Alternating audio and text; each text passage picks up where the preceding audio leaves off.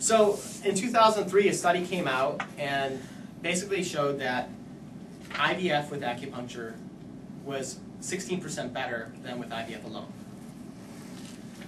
In 2004, a study came out and corroborated that. So we've been using Chinese medicine for fertility for thousands of years. That's one of the primary uses of acupuncture and herbal medicine. I'm just going to make a quick note here about herbal medicine. I'm trained in herbal medicine, but I don't practice it. And I do that for a couple of reasons. One is people who think about herbs think about Western herbs in terms of their flavor and palate. In our country, we're not really used to the bitter taste, and Chinese herbs are really bitter. And so I find that people don't even take them when I prepare them for them. And second, people have a lot of concerns about fertility medicines and other medicines with interacting with herbs. And I've honed my skills to the point where I don't need to use herbal medicine. And if you're reading books about it and you're thinking, oh, this is going to be good for me to get herbs too, I'm happy to discuss it with you. But in reality, I don't really need to use it anymore. Now, my experience is that I've been working for a decade in this field from the very beginning with fertility, both male and female infertility. I always focus it as fertility because that's what I'm working on, is improving your fertility, not infertility, which I think is a stamp that, you don't, from my perspective, I don't want anyone to embody that as a kind of internal message. We're working to bring you back to balance so your fertility is restored. But often you come to places, especially Western organizations, and you're focusing on infertility. So the first thing I want people to do is to reframe what you're working on. You're working on your fertility. And from my perspective and my experience, that is something that for many people can be restored if you're having difficulties. With men, I've had many times where men have come in where their sperm count is under 1 million, and I've brought them up to as high as 26 million. And subsequently, the couples have gotten pregnant. What I have to say about IUIs or Clomid or doing the ACG shots is that men really are the focus here. The latest research is that men's sperm count is so much more important than anything else in terms of your success rates. Now, that doesn't say increasing your follicles isn't important. That's definitely important. That also increases your success rates. But raising sperm count is really important. Now, I find that men tend to be a little bit more reticent about coming to acupuncture for a few reasons. One is we tend to be more chicken. It took me a long time to go to acupuncture myself because I was scared of the needles. We tend to be a little bit more conservative, so trying something new is a little scary to us. But you don't have to come to me for it, although like I said, I've had great success in raising sperm counts. There are also urologists who can help you. There's a doctor here named Dr. Jean O'Brien, who's a urologist who does a lot of male infertility work. And so if you're coming in for IUIs, you're doing the Clomid, any of that, you really should be thinking about how, as men, you can increase your sperm count. And you should definitely consider that you can. Because a lot of people, they think, okay, my sperm count is low, therefore, that's just like with infertility as a stamp, that's the way it is. No, oftentimes with men, there's a decrease in circulation to the testicles. Improve that circulation and improves the sperm count pretty quickly. For women, I tend to see many more treatments than I do with men because women have to actually hold a baby.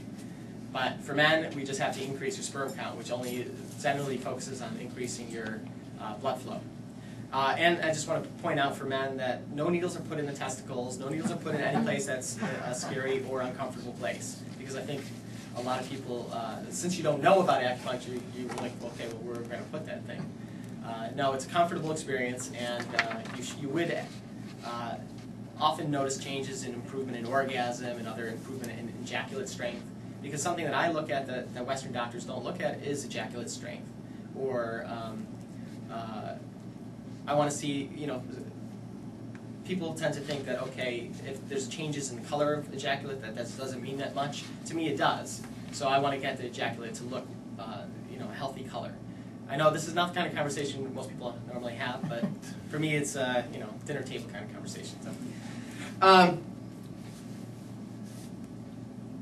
All right, so the pink pages here are my fertility protocol. I just want to discuss what I do with people, which is when you come to see me, it's optimal for you to come to see me 1 to 2 months ahead of any cycle you're doing.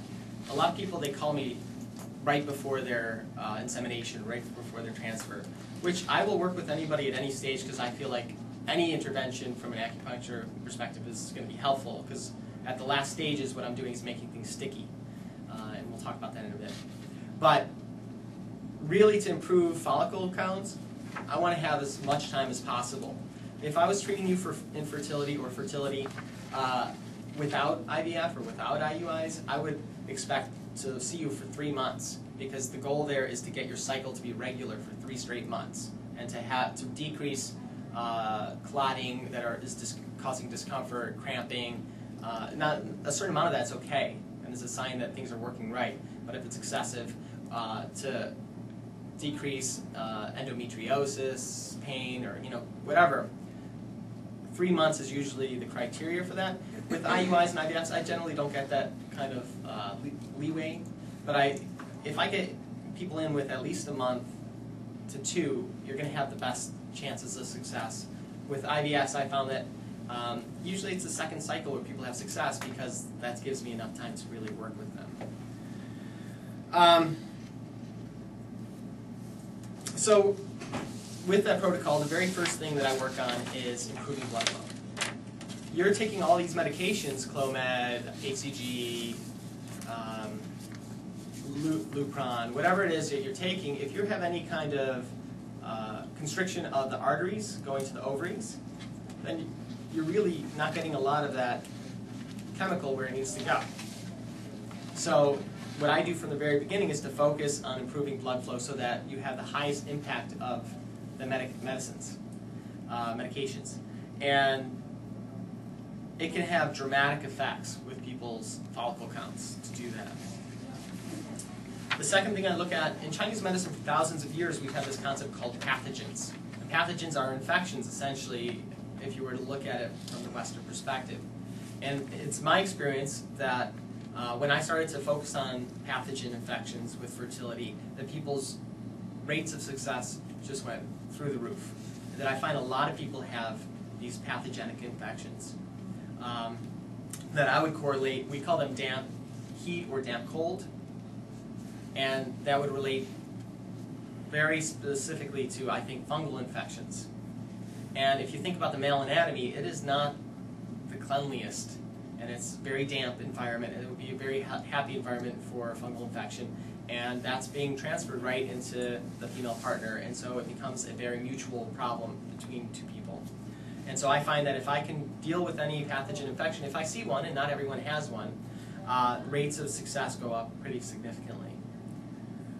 Another part of the protocol is to just calm people's spirits, to relax you, to help you reframe, because you're going through a very stressful process that the more information you get, the more stressful it becomes. And the longer the process goes on, the more stressful it becomes. And so one of the most helpful things that I do is help you relax, help you refocus, reframe. What research is showing is that hypnosis is showing good success rates with fertility. Reducing caffeine is important for fertility. Any amount of caffeine they're showing is not so good for fertility. And acupuncture is great for fertility, and one of the things that its benefits is relaxation. So what that's saying is that relaxation is a really important component of your success. And I do find that that's true, that when people give up a certain amount of the need to be in control of the process, that's very helpful to them. And I'm going to talk a little more about that in a little bit. Now, in this protocol, there are 2 critical appointments, one of which is only important for IVF. One is after retrieval, for IVF patients only. You're going to have a lot of swelling. In Chinese medicine, swelling is water qi. Water qi is exactly what you don't want to have around the uterus. So it's important to me to get rid of it. It also will have the benefit of getting rid of the discomforts of the retrieval process. And the second critical point is after transfer or after insemination.